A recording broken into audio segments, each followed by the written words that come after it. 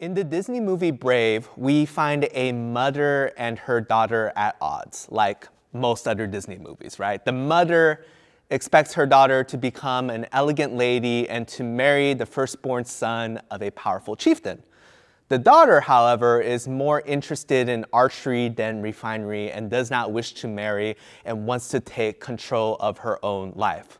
So, like any reasonable person, the daughter hunts down a Scottish witch to make her mother more agreeable. But of course, instead, her mother is transformed into a bear.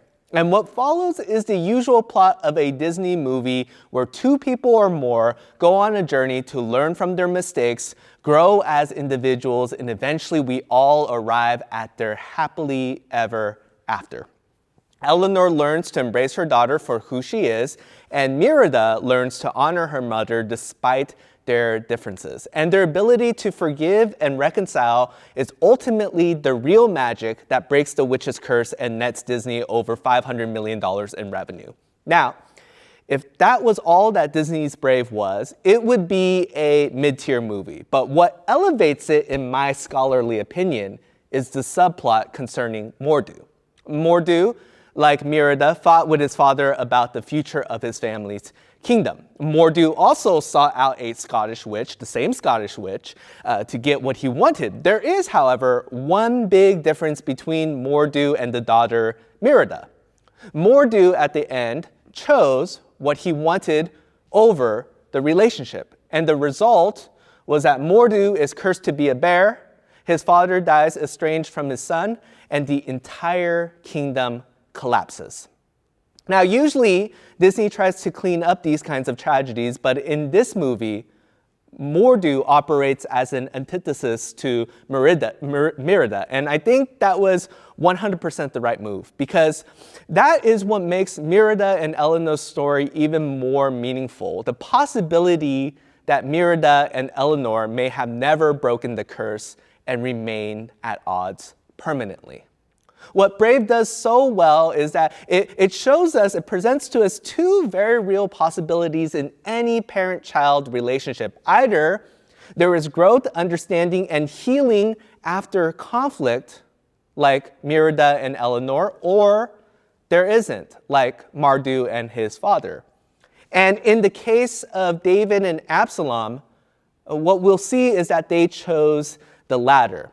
Over the last month, we've been talking about what went wrong between the two and how their actions or lack thereof have continued to strain the relationship. In our first sermon, Absalom failed to remember that children never outgrow the need to honor their parents. And David failed to remember that kids are never too grown to not need the support and love of their parents. In our second sermon, David and Absalom chose not to lead with embrace, not to own up to their part, and instead kept each other at a distance. And in last week's sermon, we saw the fallout of what happens when hurts and grievances are left unaddressed. Absalom turns on David, forcing David to remove himself from the relationship, and in response, David does all that he can to ensure Absalom's failure. Now, if you need a refresher on what has happened between David and Absalom up till now, go check out the first three sermons in this series, or to go to the original source, you can also check out 2 Samuel chapters 13 through 17. Now, if you're all caught up till now, David and Absalom have spent 7 years blaming each other, staying away from each other, dishonoring each other, working against each other, and their inability to come together had finally divided the kingdom of Israel. And so in the last chapter of their story, we have David and his soldiers on one side, ready to fight for the throne. And on the other side, you had Absalom and his crew ready to put an end to David once and for all. The relationship had grown so toxic that the only option left between David and Absalom was a civil war. But just before David's troops start heading into battle, David has a moment of clarity. He starts reflecting on his life, and he realizes his kids have suffered too much on his account. He lost a child because of what he did to Bathsheba. He lost his firstborn Amnon because of his inability to be a good role model. He lost Tamar because he was unable to protect her, and now he was about to lose Absalom as well. So this is what David did. The king commanded Joab, Abishai, and Ittai, "Be gentle with the young man Absalom for my sake." And all the troops heard the king giving orders concerning Absalom to each of the commanders. It didn't matter what Absalom did to him, how Absalom betrayed him, and how deeply Absalom had hurt and disappointed him. David, like any parent in his situation, realized he still loved Absalom and did not want anyone to harm him. David was so anxious about Absalom's safety that when his messengers returned from the battle, he doesn't ask any of the usual questions that any king in the ancient Near East would have asked or would have been at the top of his mind during a war. David doesn't ask, "How many of our troops do we have left?" He doesn't ask how many of them were killed. He doesn't ask how many resources did we gain or sacrifice. He doesn't ask the most critical question of all, did we even win the war? No, the only question at the top of David's mind, the only question David has for his messenger is this: is Absalom safe? Now, the messengers share with David everything that a king would want to hear at the end of a battle. They say to him, "Praise be to the Lord your God. He has delivered up those who lifted their hands against my lord the king." 2 Samuel 18:28. They also say, "My lord the king, hear the good news. The Lord has vindicated you today by delivering you from the hand of all who revolted against you." In other words, here's the translation: David, you won. After 7 years of going back and forth with Absalom, after being forced out of your own home, disrespected, and nearly losing everything, David, you don't have to worry about anything anymore.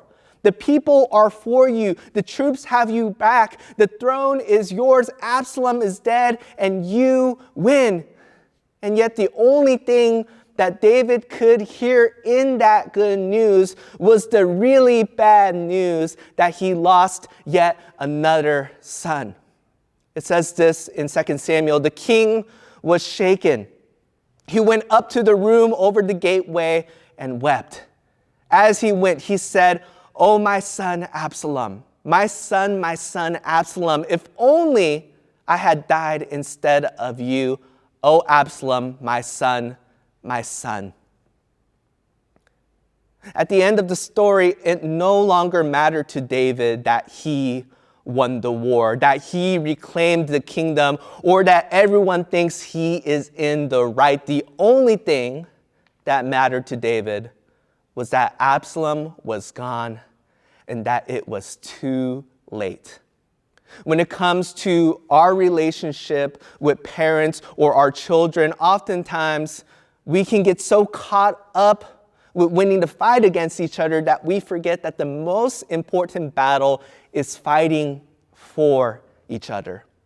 David's story is a warning to us that we can win the fight, but it will cost us the relationship, the cost of being right, the cost of never needing to forgive or apologize, the cost of being able to say that God has vindicated me today before my parents or before my children is everything that matters most to you and me.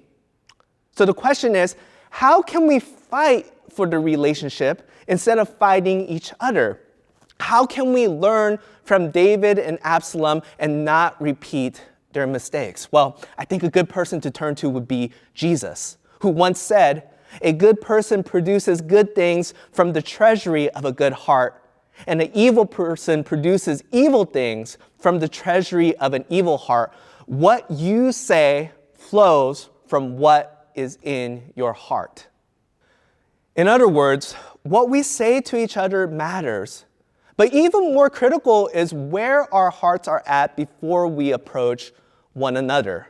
Joshua Coleman, an expert in familial alienation and estrangements, writes that there are 5 common mistakes that people make when trying to make amends. And here are the 5 mistakes. An inability to admit they could be wrong. Defensiveness. Explaining away one's actions. Blaming the other person or blaming people outside of the relationship. And theologically speaking, what is at the root of all these mistakes is a heart that is captive to pride and a desire to be right. And according to Jesus, nothing good can flow out of that. If what we want to win is the relationship and not the fight, then that means our hearts need to get to a place where we are okay with being wrong, leading with grace, being blamed rightfully or wrongfully. We need to be okay with forgiving and or seeking forgiveness, and we need to be okay with agreeing to disagree. In other words, the way we begin to heal our broken relationships, the way we don't repeat David and Absalom's mistake, is by becoming more like Jesus, who, though without sin, became sin, who led with grace, took on blame, forgive without limit, and who did not wait for our agreement to embrace and love us. Fighting for our relationships is not just about preserving what matters most to us, it's also about our discipleship and our witness. But one last thing before we conclude this series, I realize that there may be people for whom it is too late to make things right, or you have exhausted every possible avenue and things are still not where you hoped they would be. And you might be wondering, well, what about us? What do we do? Where is the hope? And so to those parents and children, I want you to hear these things. First of all, if you are a parent estranged from your child, you are not alone. I may not understand your situation. The people next to you might not understand, but God understands. Every day, just so you know, God's heart breaks for the children that are not in relationship with Him, that are estranged from Him, and you do not suffer alone. And the one who promises to heal your broken heart is the one who suffers just as you do. Second, if you are a child estranged from your parents, you also are not alone. Scripture says that though my father and mother forsake me, the Lord will receive me. God sees you. God has not abandoned you. And God also understands you. Jesus was misunderstood by His mother. Jesus was forsaken on the cross by His heavenly Father. He gets you more than you know and grieves with you. But here's the hope. David and Absalom may have failed as father and son, but failure did not have the last word upon David and Absalom's family. It is no coincidence that Jesus comes from the family of David and does for all of us what David wished he could have done for Absalom. Jesus gave up His honor. Jesus gave up His glory, His right to be right, and His very life that you and I might be reconciled to the Father. It is also no coincidence that Jesus comes from the family of Absalom and models for all of us what Absalom could not do for David. Jesus honored his less than perfect parents, took care of them, empathized with them, and yes, even forgave them, which means this: if you failed as a parent like David, or if you failed as a child like Absalom, then failure does not get the last word in your relationship. Jesus has fulfilled in Himself what you did not do as a parent. Jesus has fulfilled in Himself what you did not do as a child, and He offers to you the joy of reconciled relationships in the world to come. Now, what does that look like? How exactly will He pull it off? I don't know the exact details of how Jesus is going to make everything work, but what I do know is that He promises to wipe every tear from our eyes. So here's the thing, folks. If things did not end well for you, I want you to take hope that Jesus is still writing the end of the story for you. And even when you can no longer fight for this relationship, Jesus is fighting for it.